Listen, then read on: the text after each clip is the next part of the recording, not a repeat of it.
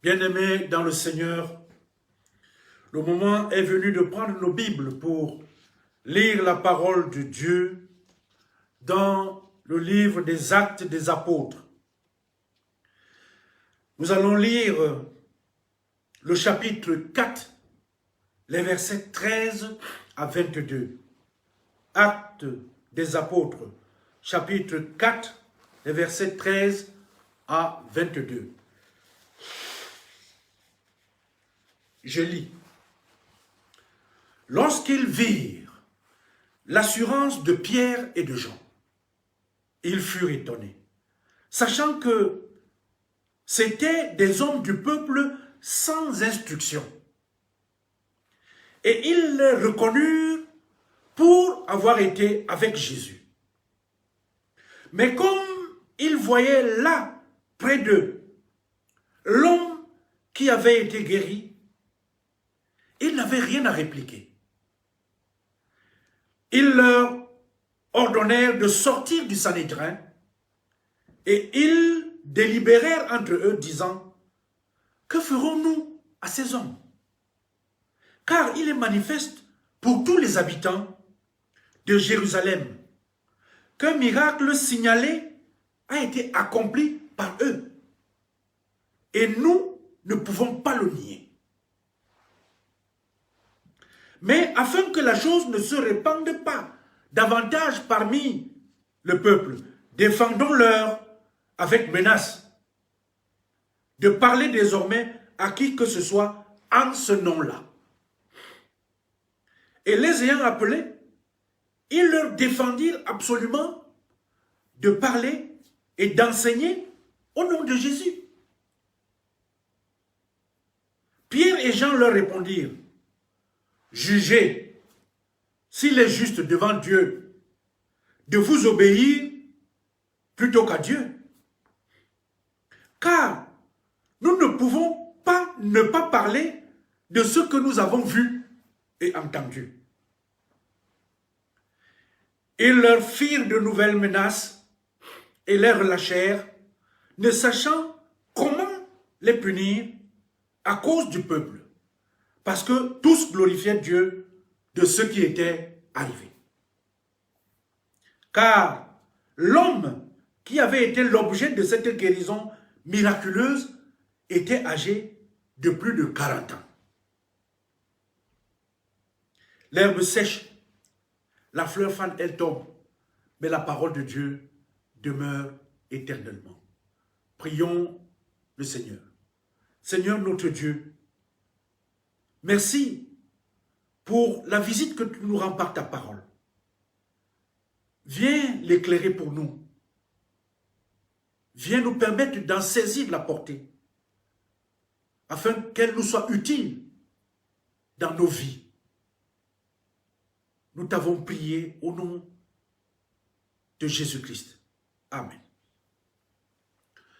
Chers frères et sœurs en Christ,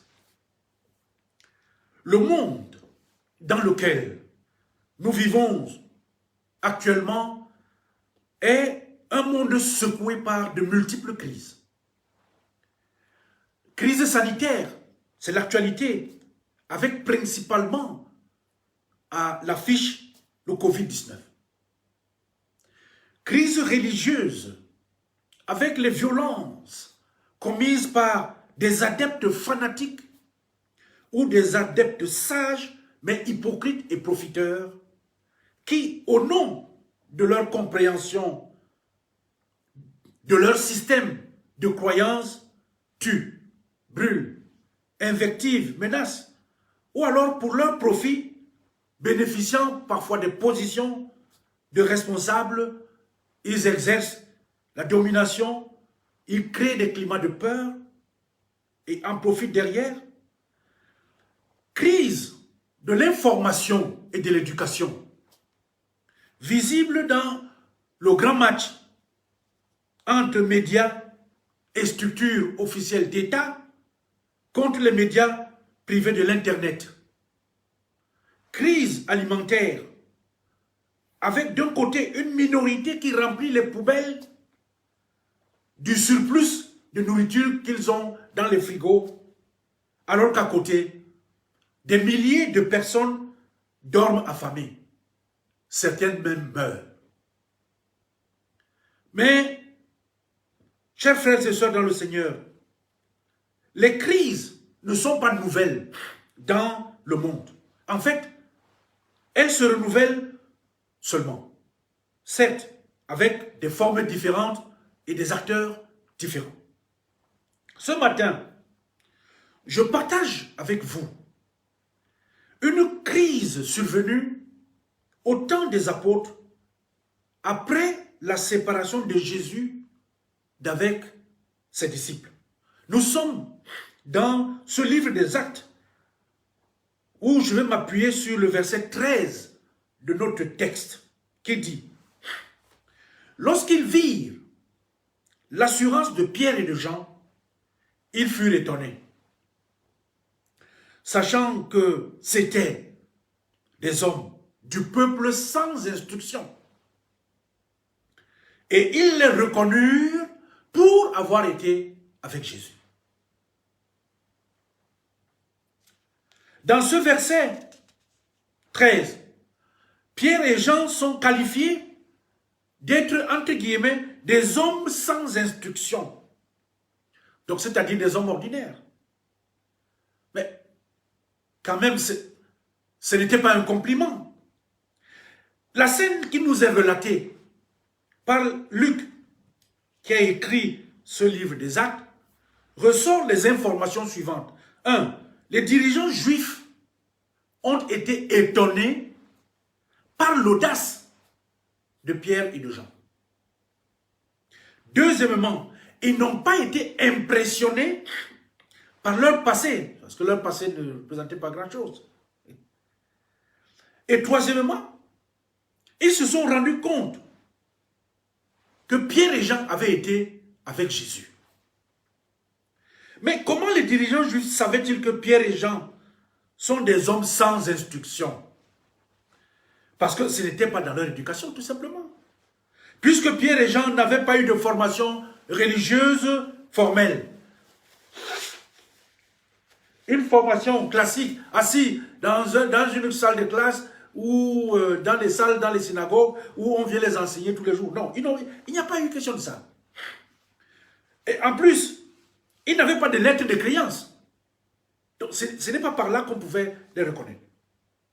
Ils n'avaient pas de CV. Directement aujourd'hui, ils n'avaient pas de CV religieux. Mais nos deux hommes, sans instruction,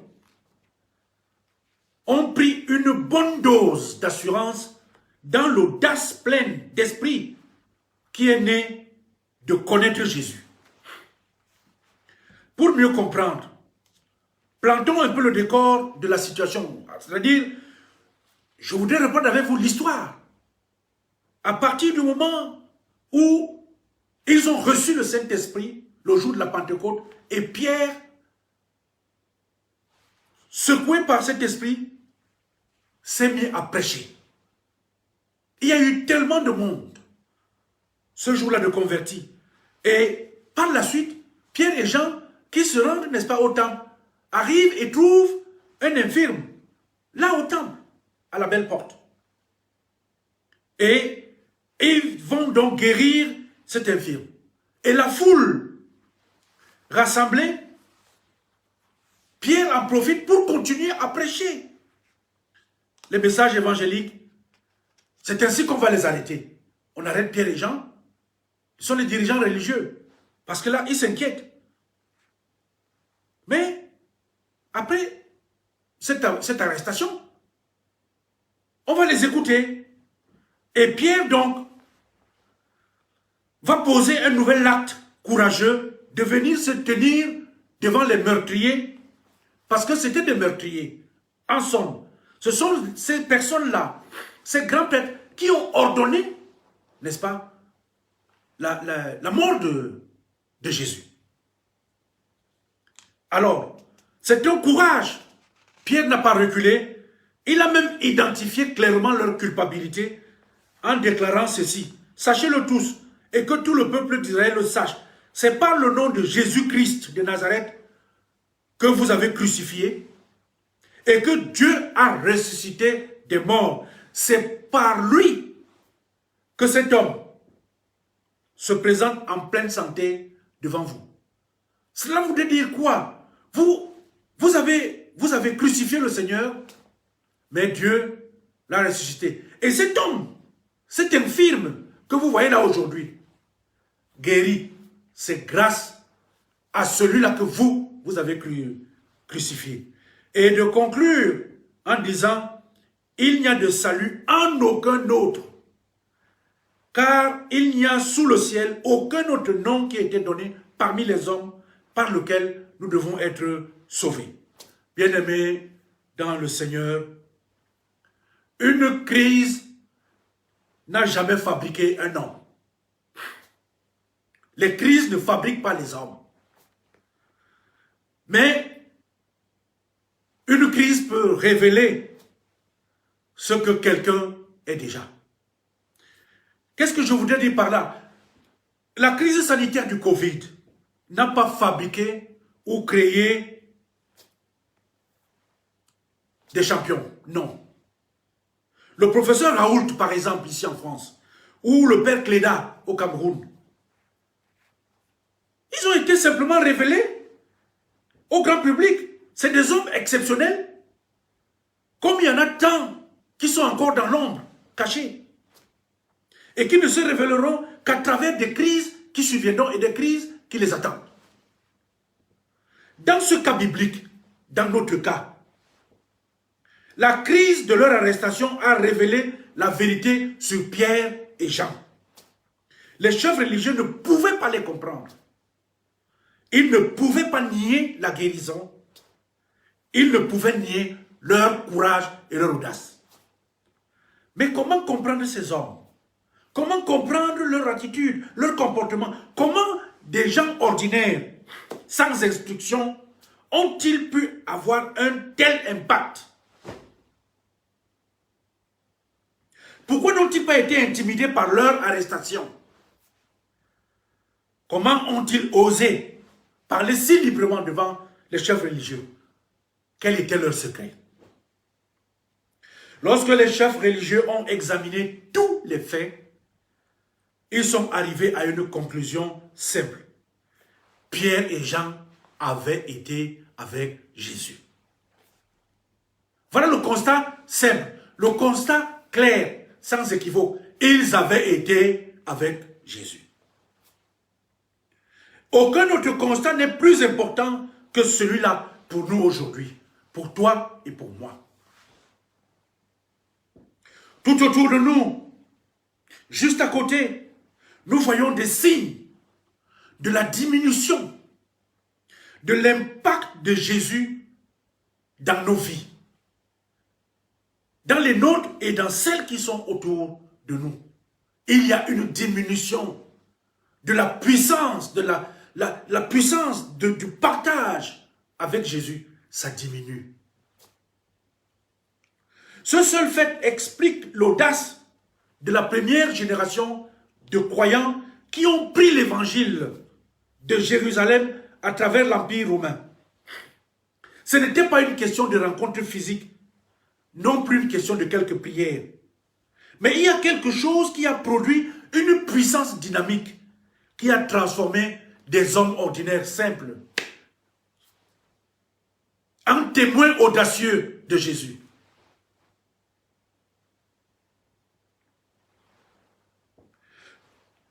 Pourtant, cela n'avait rien à voir, et cela n'a rien à voir avec les diplômes. Cela n'a rien à voir avec une éducation au séminaire. Les premiers chrétiens et les premiers serviteurs, les pasteurs, anciennes églises et diacres de l'EPC ont permis à l'EPC, notre église, d'avoir une carte de visite sérieuse. Parce que leur vie, à ce moment-là, a changé quand ils ont rencontré Jésus-Christ. Et c'est ce qu'ils ont fait qui constitue une preuve. C'est là la preuve. Cela conduit, chers frères et sœurs en Christ, à une conclusion importante. Il est dangereux d'être près de Jésus, d'être autour de Jésus, mais de ne pas être avec Jésus. Il y a une différence entre être très près de Jésus, être autour de Jésus et être avec Jésus. Être très près des chrétiens, être autour des chrétiens et ne pas être avec des chrétiens. Ça reste possible. Les disciples avaient été avec Jésus. Avec Jésus. Ils le connaissaient intimement. Et c'est ce qui a tout changé. Même leurs ennemis, ceux qui les faisaient arrêter, ont vu. Ils ont pu voir la différence. Et ce que le Christ avait provoqué en eux. Chers frères et sœurs, dans le Seigneur, nous ne savons pas ce que les autres savent de nous. Nous ne savons pas. Souvent, nous ne sommes pas de bons juges de notre propre influence. D'autres verront des choses sur nous que nous ne voyons pas sur nous-mêmes. Le texte ne dit pas que Pierre et Jean ont dit. Nous avons été avec Jésus. Le texte ne dit pas ça. Mais c'est les Juifs qui disent, mais ces gens-là, ils sont devenus audacieux parce qu'ils étaient avec Jésus.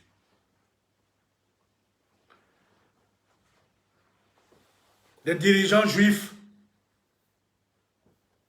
n'ont pas été impressionnés par l'histoire de la vie de Pierre, de Jean. Non. Ce n'est pas ce qui les a surpris. Ce qui les a surpris, c'est ce qu'ils ont fait là. Des gens incultes qui sont venus épater les docteurs, les rabbins assis dans leur affaire. Et même, ils les ont ridiculisés. Des pécheurs. Ils ne sont pas allés au temple pour la provocation. Ils ne sont pas allés au temple pour aller se moquer des grands qui sont là-bas dans le temple. Ils n'étaient même pas partis là-bas pour faire une guérison. Non. Ils ne sont même pas allés pour prêcher. Non. Ce n'est pas ça le but. Et ils ne sont pas non plus allés pour se faire arrêter. Mais, arrivés au temple, ils ont posé un acte le plus normal. Répondre à l'appel d'un muet. Mais parfois, bien aimé dans le Seigneur, faire du bien peut attirer des ennuis, des problèmes.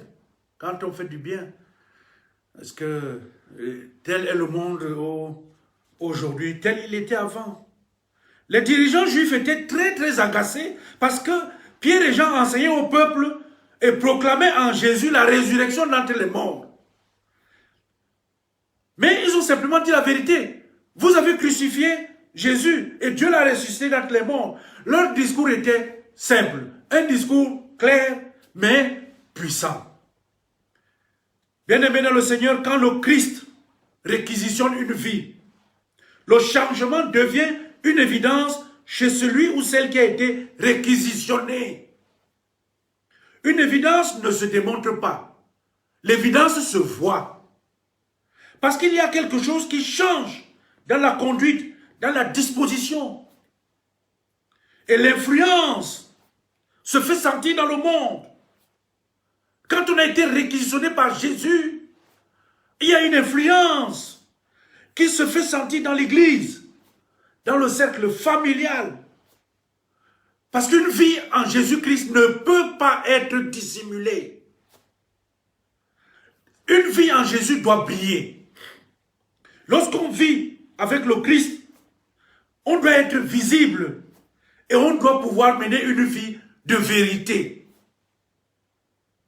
C'est la vérité, bien aimé dans le Seigneur, qui donne de l'audace d'en parler au nom de Jésus. Si nous voulons être les Pierre et les Jean de notre époque, bien-aimés dans le Seigneur, nous devons cherché l'Esprit du Christ. Cet esprit qui est venu en Pierre, en Jean et les autres, au moment de la Pentecôte, et les a transformés. Et ils ont commencé à poser des actes plus importants encore. Ils ont fait plus de miracles encore que Jésus lui-même ne l'a fait durant son temps de présence avec eux. Nous avons besoin de cet esprit. Notre défi à cette période de multicrise dans le monde, notre vocation et notre prière sont claires. Il faut que le Christ soit vu en nous. Il faut que le Christ soit vu en moi. Il faut que le Christ soit vu en toi.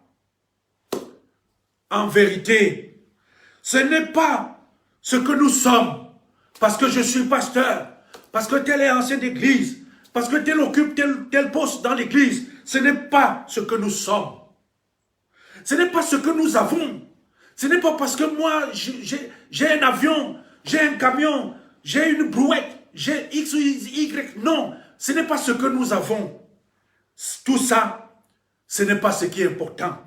Ce qui est important, c'est les actes que nous posons. C'est ce que nous faisons. Ce sont les actes, bien-aimés, dans le Seigneur qui comptent. Comment pouvons-nous, dans le monde d'aujourd'hui, voir à côté de nous des personnes qui sont en difficulté? Comment est-ce que dans l'église, nous parvenons nous aussi à faire un autre commerce? Le commerce de se chercher de l'argent dans l'église, sur la vie des personnes qui souffrent, des personnes de basse condition, et prétendre que nous, ministres de l'église, et les autres qui sont les collaborateurs des pasteurs, et les autres qui sont des serviteurs à l'image de Jésus-Christ qui porte la tenue de diacre. Mais comment est-ce que nous pouvons prétendre être avec Jésus? Être avec Jésus, mais exploiter le peuple, presser les uns et les autres comme des citrons jusqu'à la fin. Être incapable d'organiser le nécessaire pour apporter de l'aide aux personnes qui sont en difficulté. Et nous disons et nous prétendons que nous sommes avec Jésus. Non, le monde ne nous reconnaît pas ce statut d'être ceux-là qui sont avec Jésus. Le monde se moque tout simplement de nous. Bien-aimés dans le Seigneur, dans notre église, l'église présidente camerounaise, et un peu dans les églises à travers le monde, sachant que le monde nous regarde. Le monde connaît la puissance de l'Esprit de Dieu et comment cet Esprit travaille en ceux qui sont avec le Seigneur. Le monde sait voir, jauger, peser, analyser, mieux que nous qui sommes et croyons être l'Église. Alors, le thème, bien-aimé dans le Seigneur, que je partage avec vous aujourd'hui, nous sommes le 22 novembre 2020. Nos actes permettent-ils au monde de reconnaître que nous sommes avec Jésus? Est-ce que tes actes permettent que l'on dise que tu es Mbouni, tu es Hemle? Est-ce que tes actes, mes actes, nos actes le permettent-ils? Que l'Esprit Saint nous remplisse de grâce et de vérité pour que nous changions, pour que le monde sache par la façon dont nous agissons que nous sommes véritablement avec Jésus. Amen.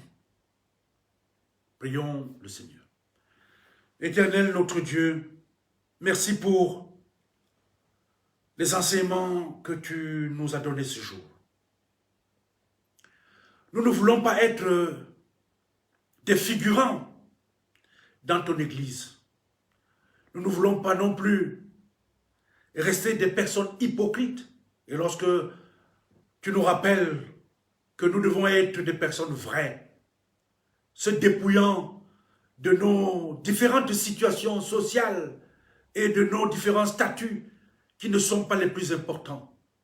Seigneur, viens donc et habite les cœurs et les pensées de tes enfants. Le malin est toujours là pour nous appeler à transgresser, à être contraire à ce que tu attends de nous. Nous savons que tu es là. Ne nous lâche pas, surtout en ce moment.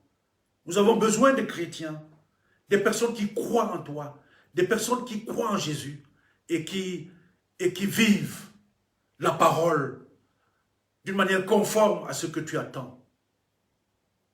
Permets-nous d'être attentifs ainsi au prochain, à celui vers qui tu nous conduis pour que nous posions des actes nécessaires sans condition aucune pour que dans ton royaume, que ce soit des cantiques de joie et de gloire qui soient, n'est-ce pas, exécutés. Nous t'avons prié au nom de Jésus-Christ, ton Fils, notre Seigneur et notre Sauveur. Amen.